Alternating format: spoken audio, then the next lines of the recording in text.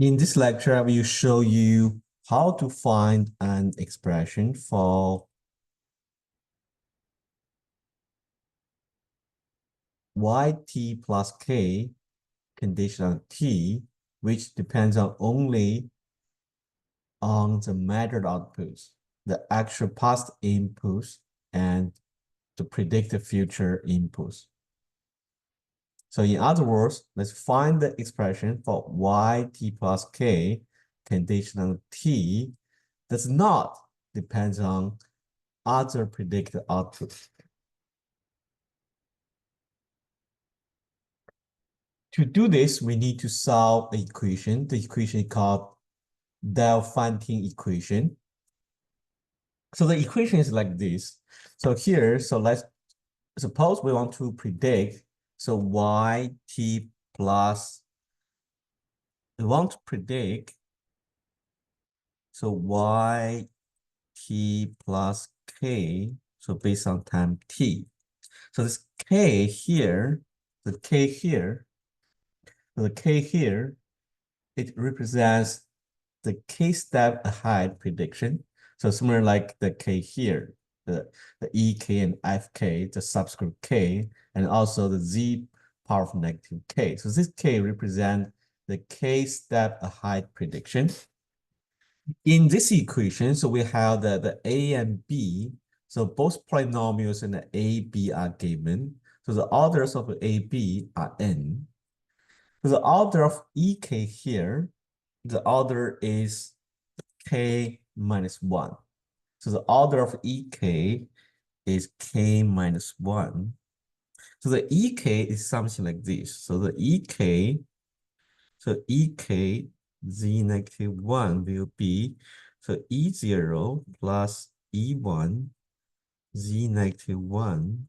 So entails the order is k minus 1 should be e k minus 1. So z negative power of k minus 1. So this is the order of ek. Again, the ek is a polynomial. It depends on the k-step ahead prediction. Then the polynomial fk here. So the fk here, so it's polynomial, a degree of n minus 1. So the fk is something like this. So fk, so z negative 1 will be, so f0, so f1, z negative 1, is orders n minus 1 will be fn minus 1, so z power of n minus 1. Then the a, b are given, so therefore a1 to an and b0 to bn, so they are known. Then we need to solve the equation, the solve polynomial equation to find, so e0, e1, ek minus 1, so f0, f1, and fn minus 1. So suppose if we can solve this equation, so solve this equation, so let me show you how can we find the prediction of yt plus k. It does not depend on any future prediction. Okay, for example, it does not depend on ytk plus t plus k minus 1. Okay, or t plus 1 condition t. Okay, then to do so, so let's multiply, so this e, so this equation, the transfer function, to multiply this transfer function by ek on both sides.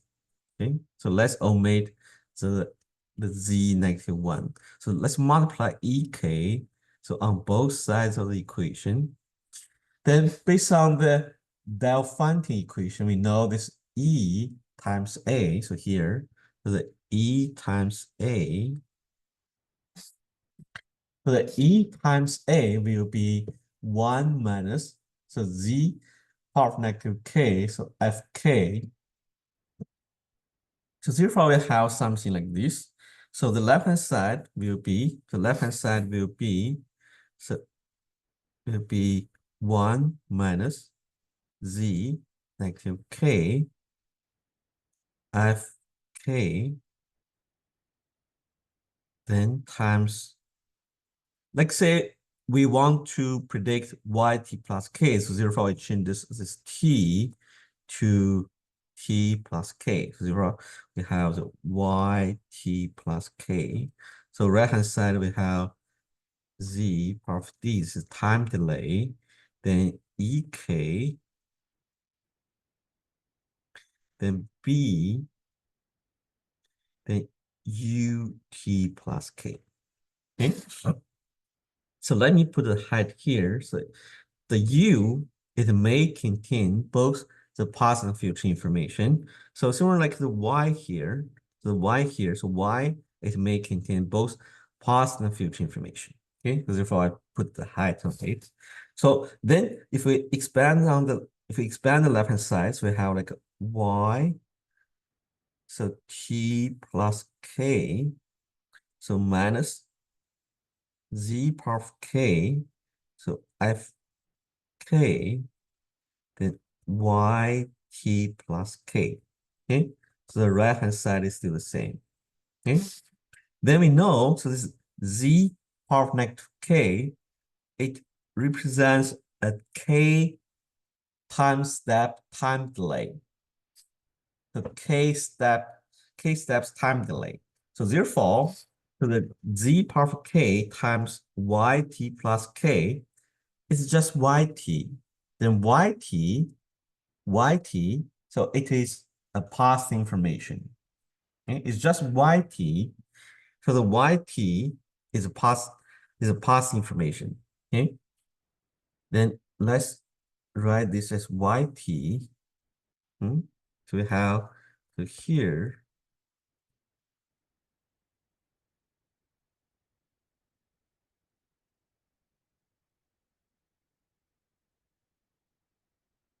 So we have yt.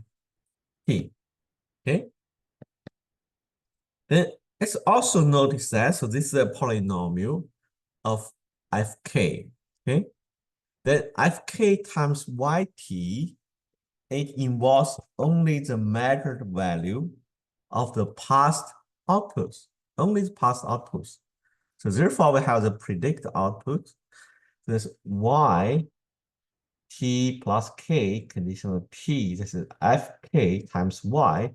So this term, it involves only the past measured outputs.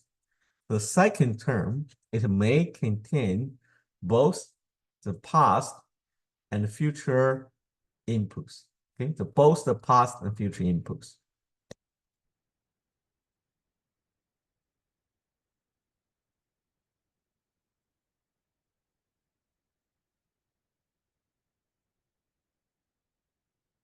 By using this equation,